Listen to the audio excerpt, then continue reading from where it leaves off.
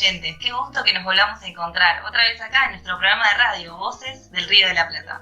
En este momento estamos saliendo en vivo en la radio Sofía del Plata, en la ciudad de La Plata en la frecuencia de la 95.3 y en la ciudad de San Martín de los Andes en la 90.5.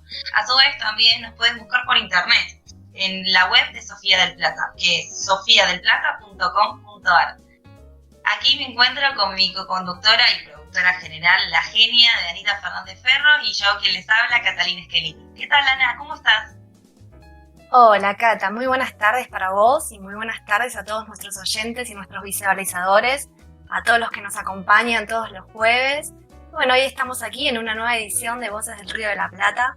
Le damos la bienvenida a todos y un gran saludo para todos. ¿Cómo estás vos, Cata? Bien. La verdad que una semana intensa. Vos sabés que, bueno, el lunes fue el 8 de marzo y bueno, yo creo que para toda mujer es un momento intenso. Sí, por supuesto, una fecha muy importante para todas nosotras y yo creo que para todos nosotros como sociedad también. Así que al final del programa vamos a hacer un pequeño panorama histórico de la fecha, acá con quien nos acompaña, Catalina. Se va a encargar ella de hablarnos un poquito del día. Y bueno, ¿qué nos tenemos hoy del programa, Cata? Hoy tenemos un programa cargadito, como siempre, ¿viste? No podemos venir con poco. Primero lo tenemos a Gianluca Di Santi con su columna de actualidad que va a hablar de algunas actualizaciones de WhatsApp. ¿No? Sí, así es, exactamente. Con algunas novedades de WhatsApp, como siempre, nos va a tener ahí a la última tecnología todas las novedades. Perfecto.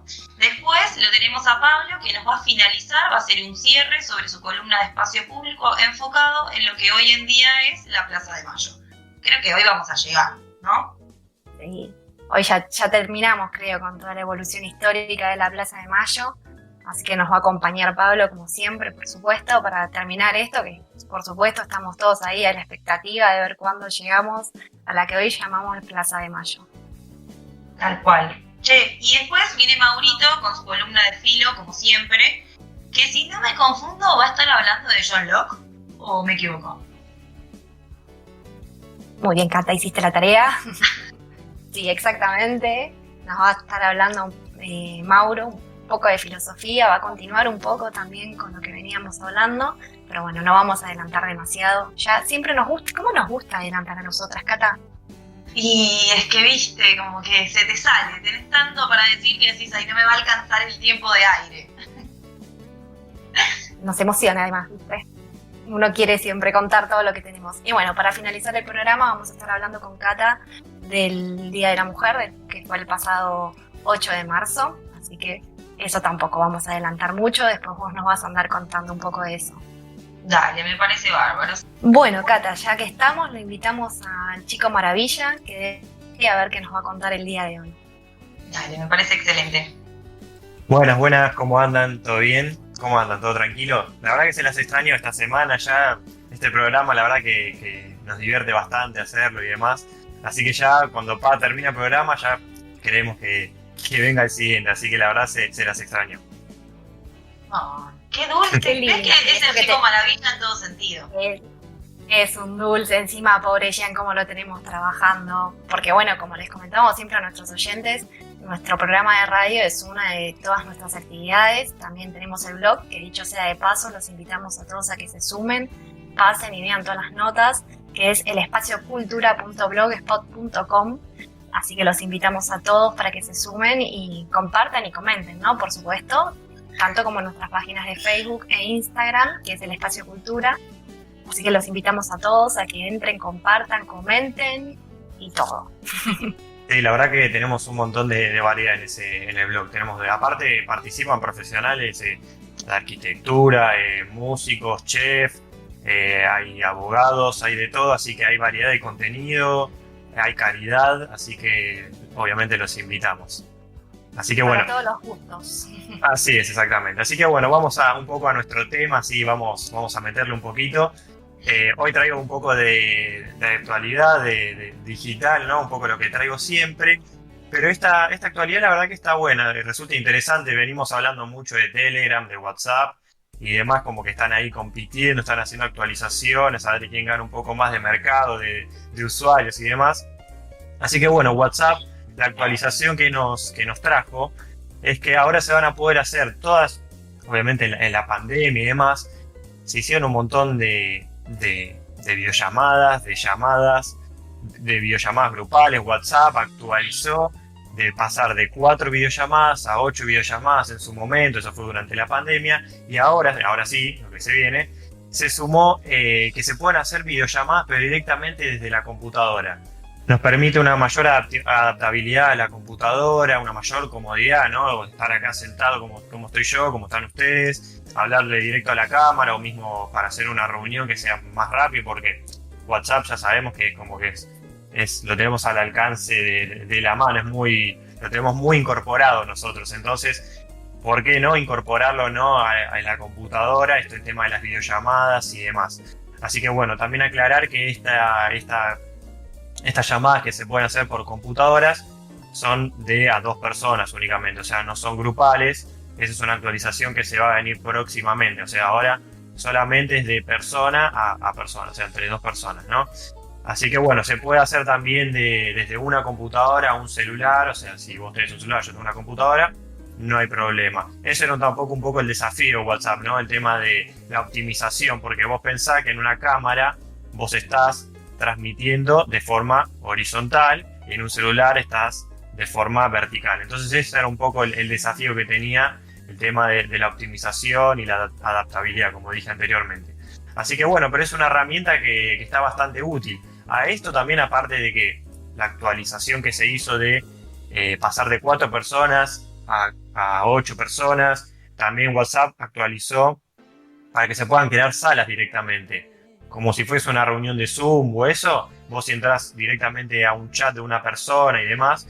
Cuando, por ejemplo, le vas a enviar un archivo, hay otra opción abajo que dice sala. Eso que dice sala es para crear una reunión de hasta 50 personas. O sea, también eso es otra herramienta que no la tenemos muy implementada porque está medio escondidita ahí, pero también se puede utilizar. Así que bueno, también cuenta con cifrado extremo a extremo. ¿Qué es esto de cifrado extremo a extremo? Lo aclaramos por las dudas, por si tenemos algún perdido. Este cifrado extremo permite que solamente la conversación sea entre los 2 participantes o la cantidad de participantes que estén en la conversación y que no intervenga WhatsApp, como que no esté analizando o escuchando nuestras conversaciones. Así que eso fue un poco la actualización, que es un detalle, obviamente, no es una actualización que WhatsApp cambió drásticamente, pero es una utilidad que nos da mayor comodidad y más opciones, ¿no? Pero bueno, todo esto surge también de todo lo que venimos diciendo, ¿no? Toda esta competencia que hay entre WhatsApp, Telegram y otras aplicaciones que nos permiten comunicarnos y chatear. Así que bueno, eso es algo positivo, ¿no? Que haya competencia y demás permite que cada una de estas aplicaciones mejoren para que justamente nos den un mejor servicio, obviamente una mejor aplicación. Tal cual. Che, te iba a preguntar, ¿también se pueden realizar llamadas? Porque vos hablaste de la videollamada, me preguntaba si pueden realizar llamadas desde la computadora. Exactamente, sí, también se pueden hacer llamadas, las atendés directamente, si tenés conectada la videocámara que te toma el audio, o si no con auriculares, de las 2 formas. Mientras que vos tengas algo que te tome el audio, podés comunicarte tranquilamente y podés aceptar las llamadas, que eso también está bueno, es otra utilidad.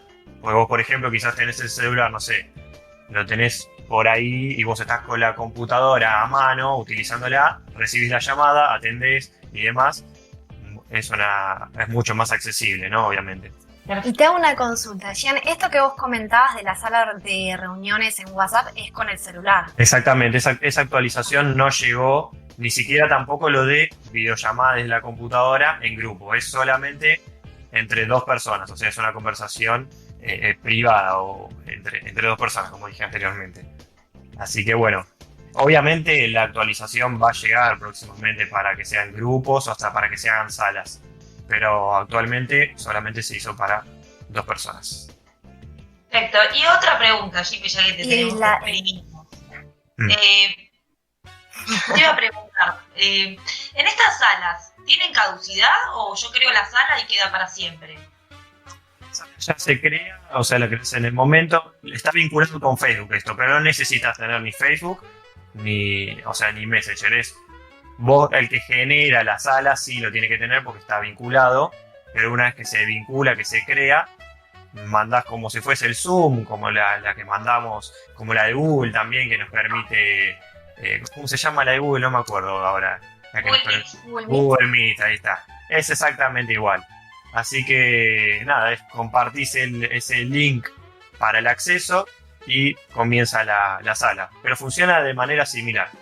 Así que nada, eso también está bueno. Y la verdad está medio escondido, eso sí, pero obviamente está bueno.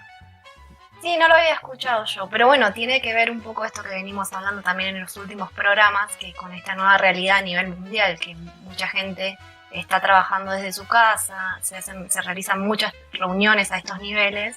Bueno, las compañías también tienen que ayornarse un poco a todas estas situaciones para ellos, ¿no? Por supuesto, a las compañías les sirve que serán mucho más consumidores de todas estas situaciones.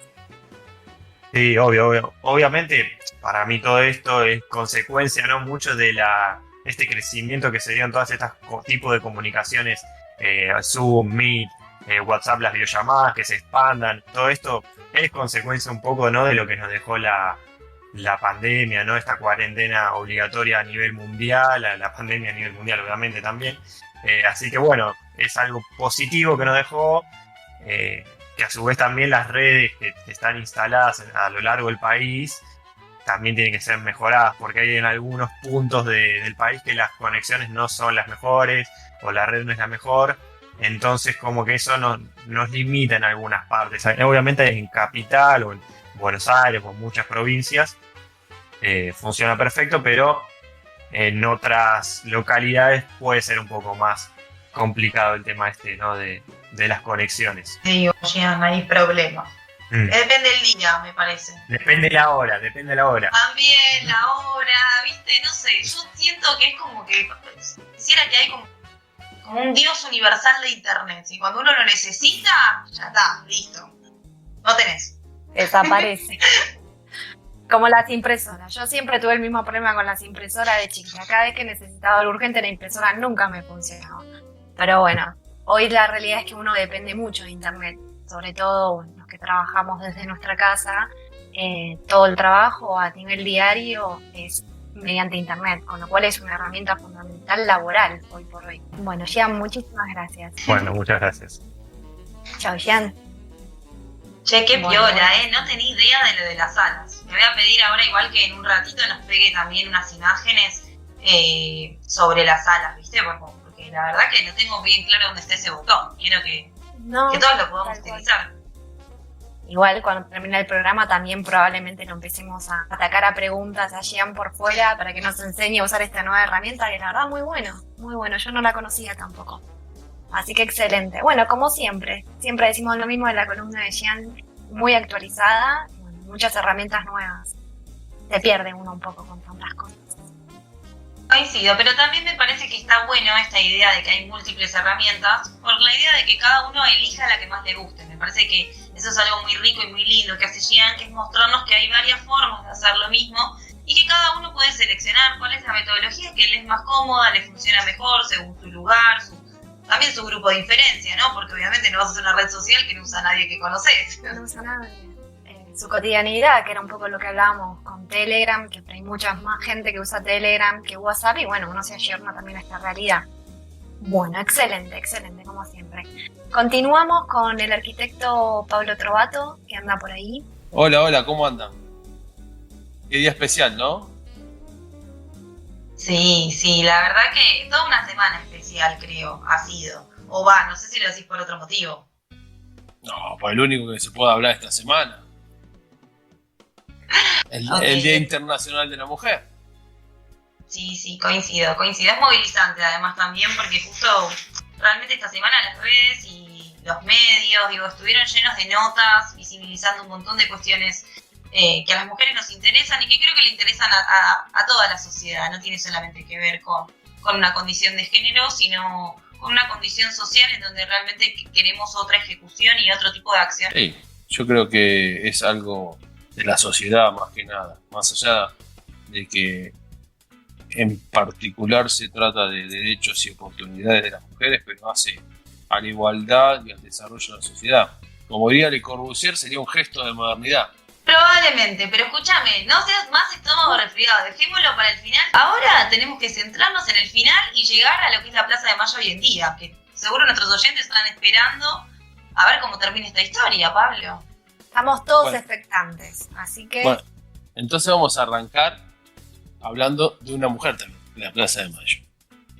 Pero nos vamos a situar casi, digamos, como hablamos de esta identificación a través de la connotación, podemos decir que la Plaza de Mayo actual empieza a nacer el 25 de mayo del año 1884, con algo muy particular, cuando se demuele la recoba que dividía las dos plazas, ¿no? Que dividía la Plaza de la Victoria y la Plaza del Fuerte, o algunos le decían la Plaza del Mercado, porque en esa recoba se vendía y era la hacienda de cambio.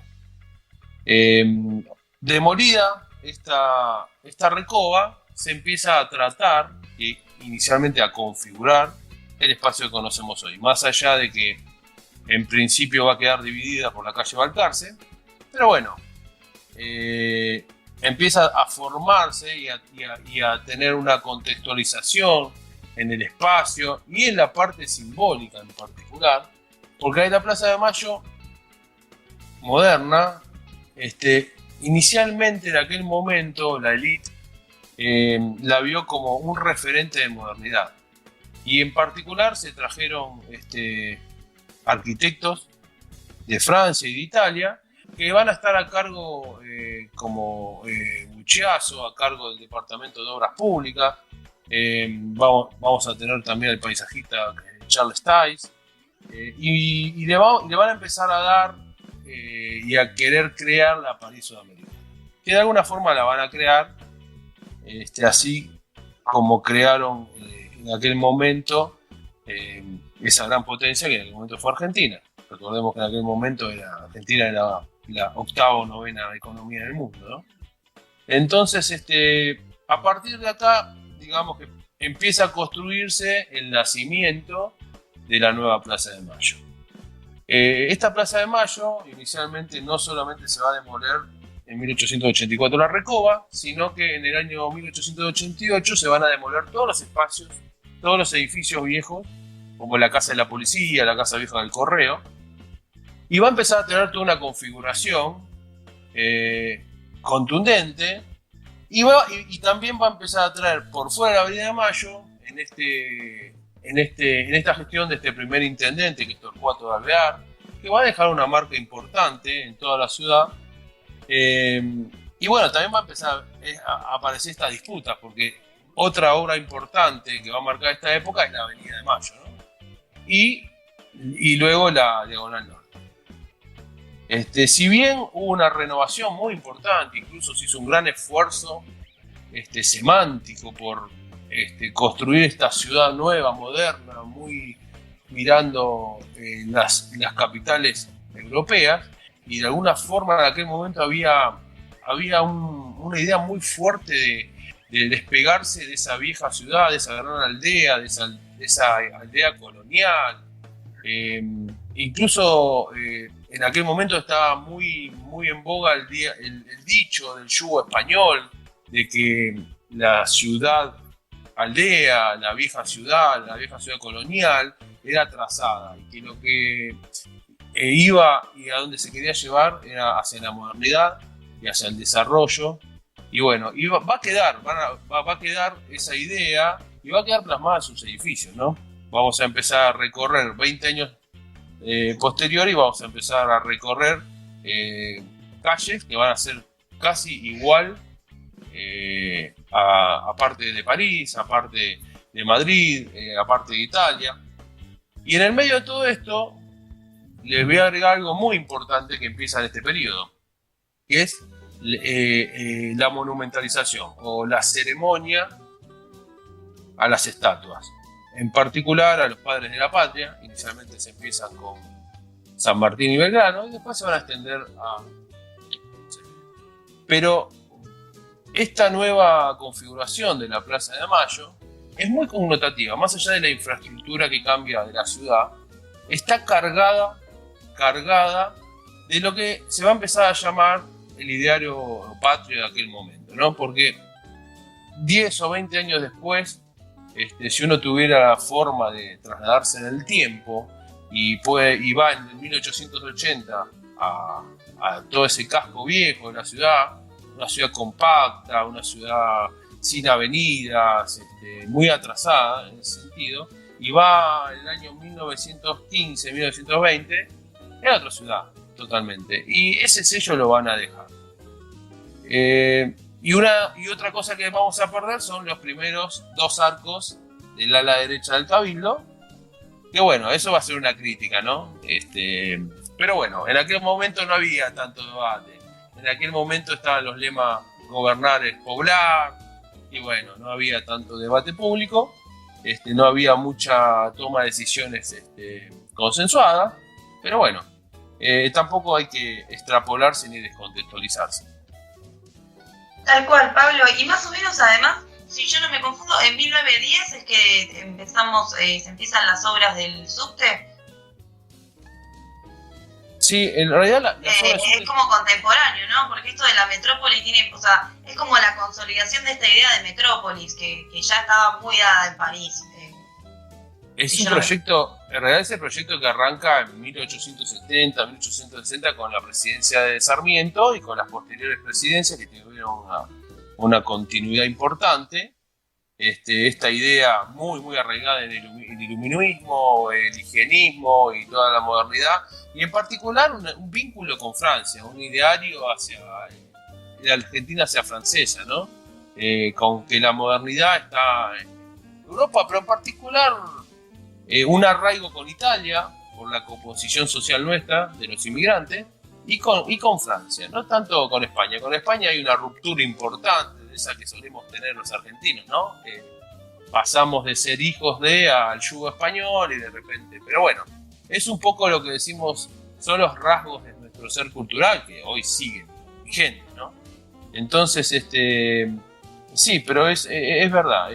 Ahí, en ese plan de obras, entra el subte. El subte arrancó mucho antes, pero se inaugura en 1903. Yo sé que eso te iba a decir, que estaba inaugurado y que ya estaba en la línea A, que no es como hoy en día es, pero alguien que tiene 22, 23 años ya sabe cómo era, porque hasta hace poco tiempo, creo que lo sacaron de circulación a los vagones con olor a abuela hace, no sé, 6 años, 5 años, una cosa así. Los recuerdan, los de madera. Sí, los de madera, sí. Sí, 5 o 6 años ahora que lo sacaron esos. Hay que tener en cuenta lo moderno que era Buenos Aires en aquel momento, que fue la primera ciudad fuera del continente europeo con subte, ¿no? Y un subte, pero era un subte un lujo, porque en realidad era un subte que emulaba la línea parisina y tenía realmente, obviamente hemos hablado y tenemos columnas en varios canales de difusión que hablamos siempre de los contrastes, ¿no? Bueno, esta es una columna que la llamamos contraste, que es una de las características de nuestro país, ¿no? Y en aquel momento, realmente, con una cantidad de obras que van a hacer Buchiazo y durante toda esa generación, esos 20 o 30 años, la verdad que transforman la ciudad, el Teatro Colón. Bueno, podemos nombrar innumerables obras. La Plaza de Mayo fue un furor, luego la 9 de julio, o sea, eran obras de infraestructuras muy grandes para el momento. El subte, imagínense que hoy nuestros gobiernos, con los recursos que hay y con la tecnología, no pueden construir con la capacidad que se construyó en aquel momento. Entonces, realmente es para de alguna forma vanagloriarse, ¿no? Con esa época. Sí, tal cual, y además cómo va de la mano también de un cambio de paradigma en cuanto a las funciones, las instituciones. Creo que en algún punto había que mostrar el crecimiento argentino. Sí, lo interesante que tenía, que eran obras todas culturales, se invertía mucho, ni hablar del costo que en aquel momento tuvo, por ejemplo, el Teatro Colón, ¿no? Con la idea de, como decía Sarmiento, de que las ciudades debían irradiar conocimiento y que era la contraposición de lo que es más allá de su civilización o barbarie que es la que vivía dentro de él, esa contradicción, puede ser tan criticable como tan elogiado. La idea que esa generación tuvo la idea de que era a través del pensamiento. Podemos nombrar a Alberdi, podemos nombrar un montón de próceres que incluso no está tan instalada en la sociedad y algunos quizás ni los conocen. Y sería bueno difundirlo. Otra persona que tratamos siempre de hablar es de Alberdi, ¿no? Que muchos, incluso es una calle no tan importante pareciera en la ciudad, pero el legado de Alberdi es nuestra Constitución y son las bases dogmáticas de nuestra Constitución y de alguna forma la república mejor posible, como él solía decir. Porque si bien la emulación fue la Constitución de Estados Unidos, obviamente que no teníamos ni los recursos ni la posición geopolítica para desarrollarlo. Bueno, buenísimo, Pablo. Y bueno, hoy, como bien habíamos adelantado con Cata al inicio del programa, termina este desarrollo histórico que nos armaste de la Plaza de Mayo. Me gustaría si podés hacer un cierre, una conclusión de tantos años, ¿no? que mencionaste en estos 3 programas y una opinión. A vos que te gusta. Bueno, voy a tratar de hacer un cierre con apertura, algo contradictorio, pero para dejarlo para el próximo. Inicialmente, la verdad que en la Plaza de Mayo podemos decir que se plasmó y se fue plasmando la evolución del espacio público desde lo residual, o simplemente lo que puede ser una plaza o el espacio que queda entre edificios, y el uso que termina siendo del contenido de identificación social y de alguna forma lo que va a ser el sello, ¿sí?, de las relaciones de la sociedad. Y creo que en la Plaza de Mayo se plasma. Y bueno, y ahora voy a dejar la apertura, que si bien la Plaza de Mayo contamos el proceso y cómo fueron artífices, en el medio la Plaza de Mayo va a tener el sello, ¿sí?, de la Plaza Moreno del proyecto de la Ciudad de La Plata. Y como conclusión, les dejo que creo que realmente la Plaza de Mayo hasta el día de hoy nos identifica como identificó a los argentinos que vivían en el 1810. Y si bien el gran contenido histórico fue esa defensa inicialmente de las invasiones inglesas y después la Revolución de Mayo, luego a partir de ahí, más allá de que pues se plasmó en la arquitectura y en la conformación de ese espacio hacia 1884, 1890, sí la parte semántica connotativa que va a tener inclusive hasta nuestros años se sembró entre la defensa de las invasiones inglesas y la Revolución de Mayo. Muy bien, muchas gracias, Pablo. La importancia del espacio público en una sociedad como la nuestra y como la de muchos, y este sentido de pertenencia también, como uno se siente identificado, por más de que, como bien vos lo estableciste en estos programas, los tiempos cambian, las costumbres cambian, la funcionalidad, si se quiere, de la plaza también se fue cambiando con el paso y el transcurso del tiempo.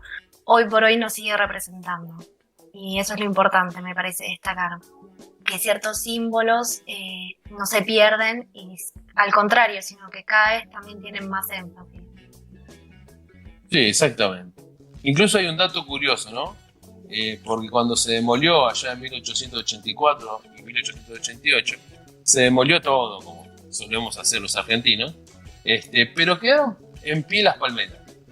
Así que muchas de las palmeras que están ahí todavía en la Plaza de Mayo, algunas deben ser de aquella época o alguna, digamos, descendiente de aquella época. Qué lindo. Bueno, muchas gracias, Pablo. Bueno, buenísimo. Como siempre, por supuesto, invitamos a todos nuestros oyentes y a todos nuestros visualizadores, si quieren hacer algún comentario, alguna información o algún dato, siempre son bienvenidos a través de nuestras redes sociales. Leemos, por supuesto, todo lo que nos envían, por suerte, bastante seguido. Sí, recuerden que nos buscan en Instagram, Facebook, YouTube y Twitter como El Espacio Cultural. Y ahí nos encuentran, nos mandan me gusta, mensajes, todo. Por ahí pueden proponer temas nuevos para que charlemos en las columnas o algo que Si quieren decirnos cosas que les gustan, mejor. Pero si también quieren decirnos cosas que no nos gustan, no hay ningún problema también. Bien recibido, porque ojalá con la construcción entre todos podamos mejorar y hacer de este un espacio cada vez más rico. Exactamente, como siempre. Bueno, lo llamamos a Mauro González, que nos va a estar con su columna filosófica. Dale. ¿Qué tal, Maurito? ¿Cómo estás? Buenas tardes. ¿Cómo andan? ¿Cómo andan, chicas? Esa voz de campanita, lo llamamos a Mauro González, parece cuando te llaman en la facultad que tenés que dar el oral para ingresar con todos los nervios. Me hizo acordar a eso. Intimidante. Con esa voz bajita, uniforme, pero intimidante. La profesora mala que hablaba siempre así, todo tranquilita, pero el examen era el difícil. Bueno, ¿qué va a ser? Bueno, hoy tenemos como acá, vamos variando, igual que el país, igual que todo, nosotros vamos variando constantemente, sobre la marcha, por un problema de tecnología, por un montón de situaciones, pero bueno, vamos, para no aburrirnos con lo público y lo privado, que fue lo de la vez anterior, lo del programa anterior, fue muy por encima, vamos a volver a retomar una carta que le mandó Magno a Aristóteles. Nosotros vamos a seguir con ciertos temas, porque todo tiene que ver con todo, como dice una de las columnas. Para los oyentes que recién están sintonizando, les vamos a contar que en Ágora se planteó una situación donde Aristóteles dio un discurso supuestamente planteando al conjunto de los ciudadanos ciertas técnicas ocultas que a Magno, que era el emperador en ese momento, no le gustaron. Pero he aquí que, bueno, he sacado de un extracto de un programa de Canal A que vi, muy interesante, más otras cositas que tenía. He sacado una conclusión muy interesante porque podemos adosar a John Locke en todo esto. Que fue un filósofo inglés que nació en 1632, le tocó vivir un estallido de guerra civil y demás. Por alrededor del año 1649, él fue médico y filósofo, pero fue, digamos, el padre de un montón de escuelas. De la escuela liberal, propiamente dicho, no de la parte económica, porque podemos decir que fue el padre de un liberalismo humano o político, y ahí vamos a empezar a ver cómo se fueron cambiando ciertas situaciones y ciertas cosas, porque también fue el padre del empirismo inglés, también fue una piedra fundamental del empirismo mundial. También tuvo una relevancia muy importante en la educación, también tuvo una relevancia muy importante en todo lo que tiene que ver con lo que es el Estado, lo que es la parte cívica. Entonces, uno se pregunta, pero este tipo, ¿cuántas cosas hizo? ¿Cuántas cosas escribió? ¿Cuánto estudió? Y la verdad que debe haber estudiado mucho y debe haber hecho un montón de cosas, pero en síntesis, él es el padre de todo eso por básicamente 3 artículos. Uno de los artículos se llama La Carta sobre la Tolerancia, que la escribió en 1685. Es una especie de tratado de la distinción entre la esfera religiosa y la esfera política, y la finalidad del gobierno, del gobernante y la iglesia. Nada más y nada menos, se metió en el medio de un caos total de opiniones de todo tipo, ¿no? Él después se tuvo que emigrar de Inglaterra y volvió del exilio y publicó 2 libros, que son 2 tratados. Uno es Ensayo sobre el entendimiento humano y Ensayo sobre el entendimiento de gobierno civil.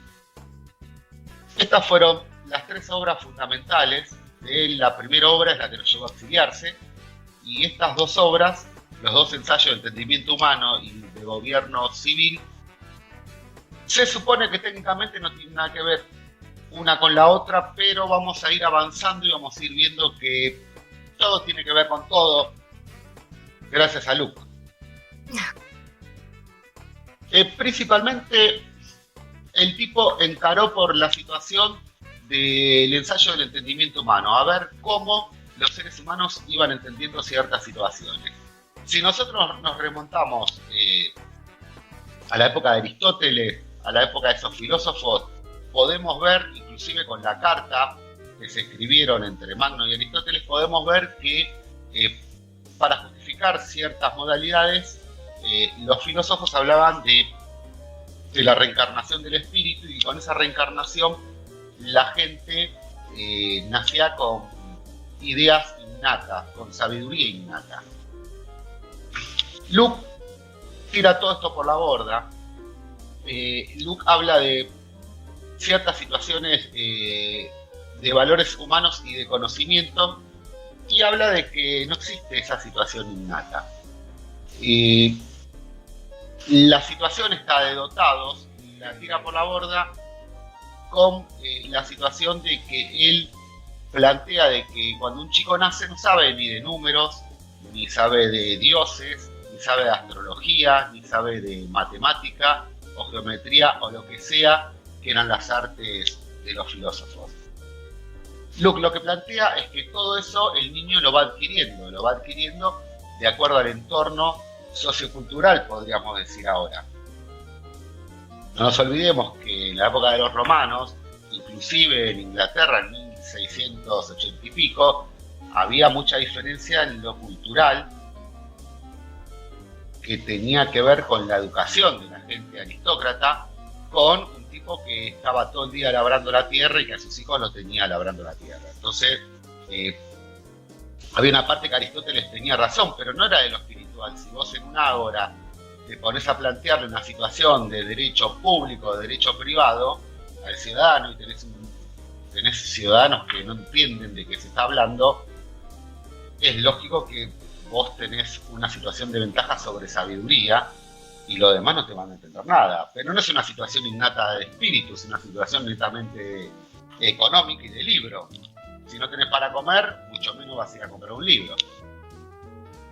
Bueno, visto esta situación que planteaba Luke, decía que fácilmente se puede comprobar que estas ideas son aprendidas a través de la experiencia de los años.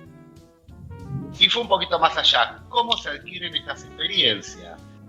Él decía que la mente recibe pasiblemente el material que le proveen las sensaciones y las reflexiones. Y las cualidades objetivas de las cosas son percibidas por los sentidos y producen cualidades subjetivas. Es decir, vamos esto a desmenuzarlo. El tipo dice que el ser humano de niño va absorbiendo por intermedio de la experiencia, de reflexiones y demás sentidos, ideas primarias, cosas sencillas. Él las va absorbiendo y le van quedando en la cabeza.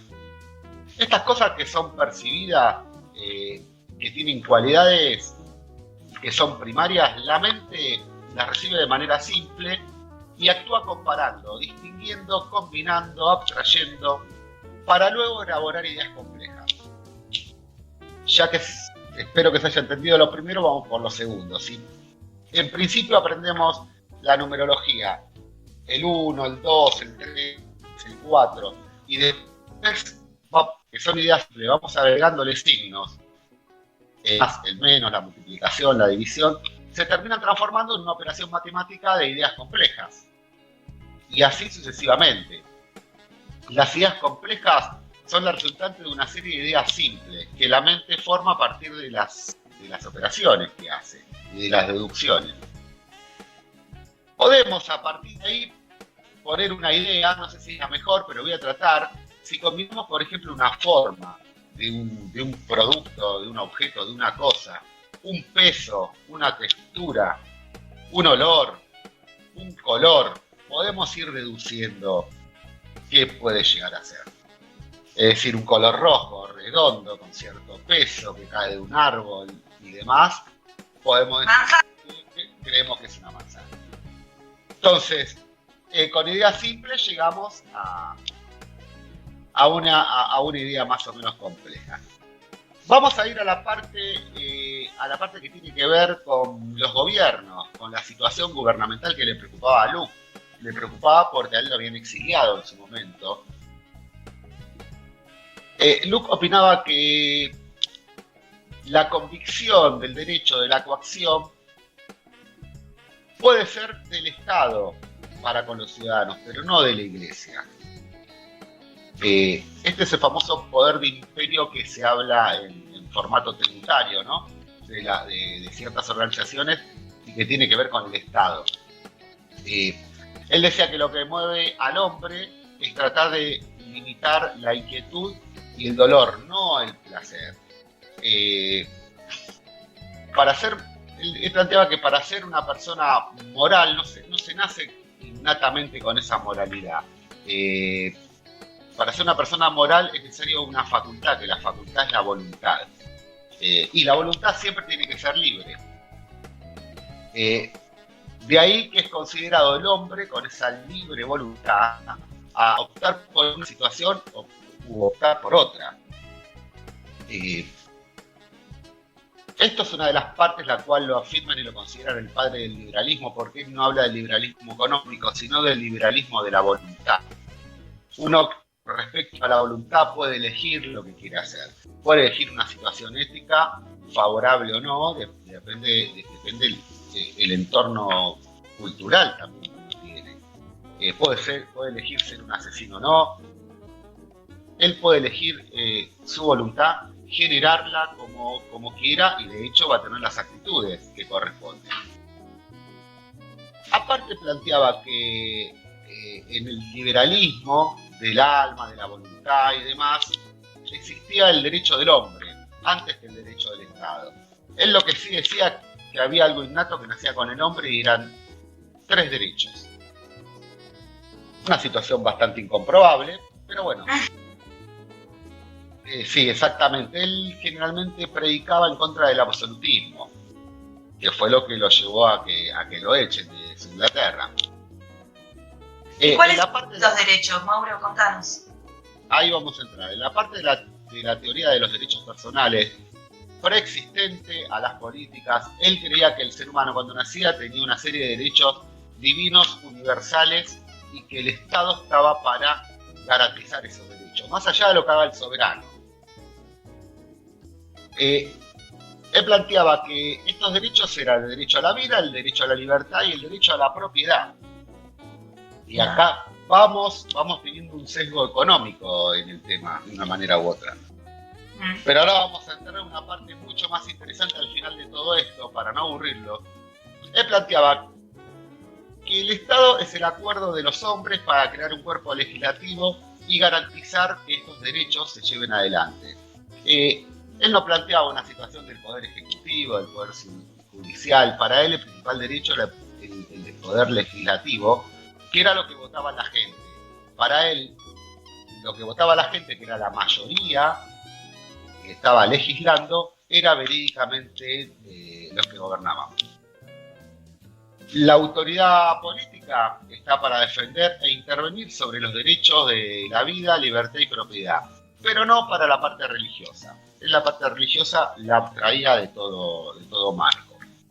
Él planteaba que existe una rebelión legítima cuando el soberano no respeta estas leyes, que el pueblo puede salir a ejercer una rebelión legítima. Algo que ya nos estamos metiendo en una situación política conocida en algún momento y no tan antigua. Y acá viene la parte relevante. Luke decía que somos todos propietarios de nuestra libertad y de nuestro trabajo. Y cuando nosotros trabajamos, añadimos un elemento propio a esa situación de trabajo, que también nos hace de algún modo propietario de esa situación de trabajo. Nada más lejos, ni nada más que esté en una punta y en la otra con lo que empezamos y con lo que terminamos. Puede ser el principio de algo marxista, puede ser el principio de algo socialista. El tipo decía que si uno se dedica a trabajar y a recoger manzanas, esas manzanas, no importa de quién sea el árbol, no importa de quién sean las tierras, pero esas manzanas tienen algún sesgo de mi trabajo, por ende tienen algo que es mío, por ende las manzanas también son mías. Esto lo dijo todo un mismo personaje, que fue el padre del liberalismo, vamos a decir intelectual, o de la voluntad, no específicamente de la parte económica, tiene otro rasgo económico, pero partió de esa base y terminó con un concepto marxista, podríamos decir, o de otro tipo de política económica. Bueno, este hombre lo último que planteó fue que si en realidad no es tan importante conocer el alma, o el mundo, o los objetivos metafísicos en general, es porque la filosofía tiene que ser una guía de vida para vivir una vida mejor. Este hombre murió a los 72 años. Bueno, para la época vivió una bocha. Y es todo el mismo, es decir, lo que el día de hoy las políticas económicas se pelean y se llevan por delante y compiten y generan el hambre de los pueblos, o no, fue el mismo que escribió todo esto, planteó las dos situaciones. Muy interesante. Excelente. Me quedé un poco también con lo que decías de lo que son las construcciones sociales. Yo me acuerdo cuando estudié sociología que muchos docentes te dicen, bueno, que uno haga el análisis desde que te despertás hasta que te vas a dormir, desde que te despertás y te cepillás los dientes hasta el momento que te vas a dormir. Cuántas de las cosas que uno hace son construcciones sociales y no son innatos, son producto de una sociedad, ¿no? Tal cual, tal cual, tal cual. Es así, por Sí, eso... yo coincido mucho con él en lo constructivo, digamos, en que las personas en realidad no gozan de características innatas, sino que tienen más que ver con una construcción, o sea, con la construcción de obviamente ese primer universo en el que son lanzados al mundo antes de ser lanzados al mundo, que es la casa, la familia cercana, la que se hace cargo de ese cuidado, de ese neonato al principio, y después, bueno, el chico sale al mundo, es lanzado al mundo, y ahí empieza a vincularse con los vecinos, con el barrio, el verdulero, digo. Y yo creo que todos esos vínculos y esas construcciones son las que terminan forjando y creando las personalidades y a los sujetos.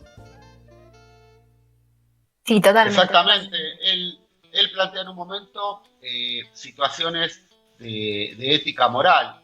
Entonces, uno no puede nacer con situaciones innatas de ética moral porque hay el adulterio, para ponerle un ejemplo.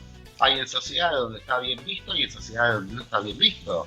Hay en sociedades donde a la mujer la terminan matando, sacrificando o haciendo cualquier clase de desastre por una situación, y hay otros lugares que no. Entonces uno innatamente no puede nacer con esa concepción. Tal cual. O mismo una misma sociedad que va cambiando a lo largo del tiempo, se van modificando muchas costumbres distintas. Un poco lo que hablaba Pablo, no fue la misma Argentina de 1900 que es hoy en día como sociedad, ¿no? Por supuesto. Eso va cambiando también. Bueno, muchas gracias, Mauro. Muy interesante, como siempre. Todo buenísimo, me encantó. Muy, muy bueno. Y también, bueno, finalmente se relaciona un poco con lo que vamos a hablar ahora, lo que son las construcciones sociales, lo que impactan en la sociedad, los cambios de la sociedad. Sí, creo que es muy interesante vincularnos a esa idea para arrancar este momento de ponernos a pensar a veces o tomarnos el tiempo para ver qué cosas son nuestras, pertenecen y responden a nuestra personalidad, y qué cosas son una construcción social. De ahí en más, después hacer otro análisis, viendo si realmente esa construcción social a mí me satisface, porque puede ser que sea una construcción social, pero que a mí me satisfaga, como por ejemplo lavarme los dientes todas las mañanas. Me satisface, la verdad, no te voy a mentir.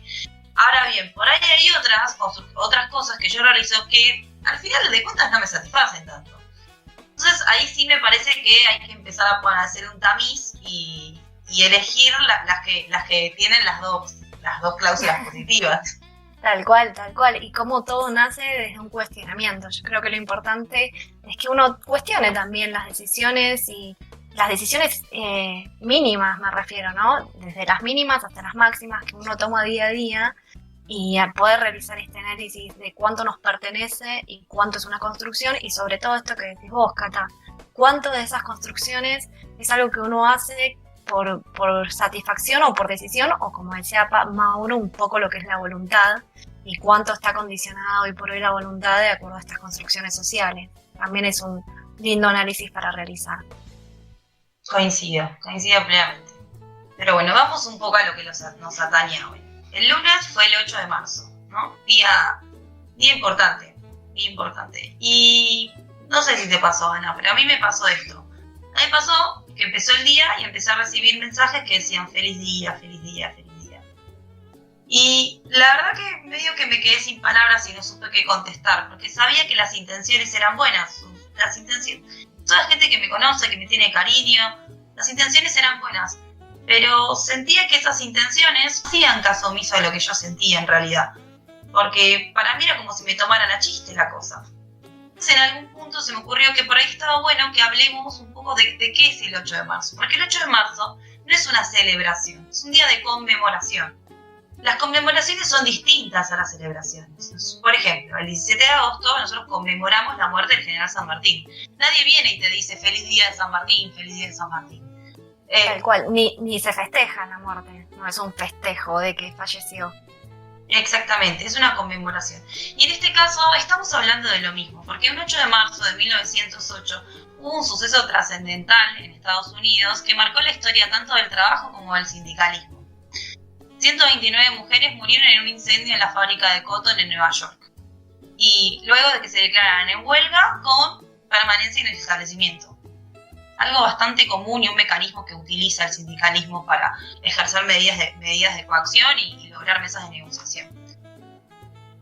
El motivo era la búsqueda de una reducción de la jornada laboral a 10 horas y un salario igual al que percibían los hombres que realizaban las mismas tareas, pero a su vez ellos las realizaban en mejores condiciones, ya que el pabellón de las mujeres gozaba de peores condiciones laborales. Sin embargo, el dueño de la fábrica ordenó cerrar las puertas del edificio para que las mujeres desistieran en algún momento y abandonaran el lugar. Esto no pasó, hubo un incendio dentro de la fábrica y las mujeres quedaron cautivas, por eso fallecieron. Un año después, en 1910, se desarrolló la segunda conferencia internacional de las mujeres socialistas. Esta se dio en la capital danesa, de Copenhague. Y el tema central fue el sufragio de todas las mujeres. Recordemos, 1910, o sea, acá en Argentina tampoco hay ley de sufragio. Y en muchísimas partes del mundo tampoco, digo, para más o menos nomenclar el mundo de ese momento. Y en ese momento se proclama el 8 de marzo como el Día Internacional de la Mujer Trabajadora, en homenaje a las mujeres caídas en esa huelga de 1908, de la que venimos hablando. Pasan muchos años, porque es muy cercano en el tiempo. Recién en 1977, la Asamblea General de la Organización de las Naciones Unidas designa como oficialmente el 8 de marzo como Día Internacional de la Mujer. Quita la palabra trabajadora. Y ahí llegamos a la consolidación que hoy en día tenemos. Pero me parecía importante y quería compartir con todos nuestros oyentes esta idea de que no me diga feliz día. Y no lo digo mal, no lo digo con enojo, sino lo digo desde un lugar de que este es un día de lucha para nosotras. Un día de lucha más, no es que es el único. Consideramos que hemos obtenido un montón de cosas. Realmente yo aplaudo a las mujeres, todas las que vinieron antes que nosotras, porque nos han allanado el camino. Pero también considero que hay un largo camino por seguir trabajando y creo que debemos tener todo el tiempo en la cabeza los principios de la equidad y tener entendido que la equidad no es lo mismo que la igualdad, sino que lo equitativo tiene que ver mucho también con lo personal. Y acá por ahí, para ir cerrando, traer una frase que a mí me gusta mucho del feminismo, que además responde a la cuarta ola feminista, es muy a posteriori del hecho al que hablamos, en donde dice que lo personal es político. Y yo creo que no hay más verdad que esa, porque todo es personal a fin de cuentas, y al ser todo personal, todo termina siendo político. Hagamos un ejercicio sabio de nuestra política, hablemos pensando que toda acción es política y que puede cambiar el mundo. Sí, totalmente. Me parece muy importante destacar lo que vos decís, que uno no habla desde el enojo con un feliz día, sino que hablamos desde tratar también de que la otra persona o las otras personas tomen conciencia de lo que están diciendo, un poco esto que veníamos hablando de cuántas cosas uno dice o hace de costumbre, y la forma en la forma en la que uno se expresa es importante. Es muy importante darle el valor a lo que uno dice. Y decir un feliz día cuando uno conmemora una situación tremenda como fue la muerte de tantas mujeres en esta situación encima política particular, no es para decir un feliz día. Y es importante destacar en un feliz día a reconocer y poner en evidencia esta lucha que uno pone, que ves como decís vos, Cata, no es un día de lucha.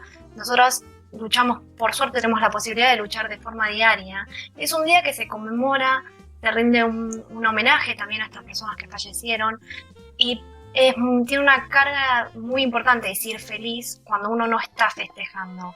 La importancia de esto y de destacar que no es una ofensa, de que uno se ofende porque no te gusta que te digan feliz día. Tiene que ver porque uno el día lo toma desde otra perspectiva. Pongamos en vista esto, estamos cambiando la perspectiva del 8 de marzo. No es un feliz día, en un momento lo fue y es una etapa social también que uno puede entender que en algún momento las cosas fueron de otra forma y hoy nosotras ponemos énfasis en que no lo estamos festejando. Es un día de lucha, es un día que se conmemora un hecho un hecho tremendo como fue la muerte de todas estas mujeres. Exacto. 129 para ser exactos. Pero si iba a decir 130 y no me acordaba exactamente, 129 fallecidas. Y también es un día para visibilizar. Para nosotras es muy importante, por eso estamos utilizando este espacio, para visibilizar esta lucha que viene de muchísimos años. sí, creo que en esta lucha se han adquirido muchísimos derechos. Hoy en día, obviamente, todas las mujeres gozamos de derechos cívicos, sufragio. En cuanto a lo que es el Estado, pareciera que fuéramos iguales, pero todavía hoy en día sigue habiendo muchos lugares en donde caminar. Uno de ellos es justamente algo que nos pasó este año en la pandemia, el estar dentro de la casa.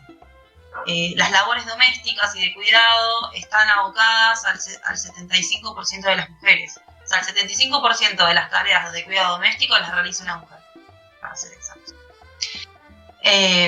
Entonces, digamos, y quedan lugares, y eso está nomenclado como trabajo no remunerado. Hay muchísimas más mujeres que tienen trabajo no remunerado que hombres. No digo que esto esté mal, bueno, en realidad sí, realmente considero que está mal. Pero creo que debemos caminar hacia un paradigma de equidad, como digo siempre. No me gusta la palabra igualdad porque iguales no somos ni lo vamos a hacer. Pero creo que podemos tener un trato equitativo pensando en las personas en particular, porque cada persona probablemente tenga un requerimiento y una necesidad distinta. Si nos mantenemos abiertos y con la cabeza abierta, creo que podemos encontrar también mejores palabras para conmemorar este día y no caer en lo trillado y en algo que a su vez se entienda es doloroso para el que acompaña la lucha, porque pareciera que esa lucha no interesa.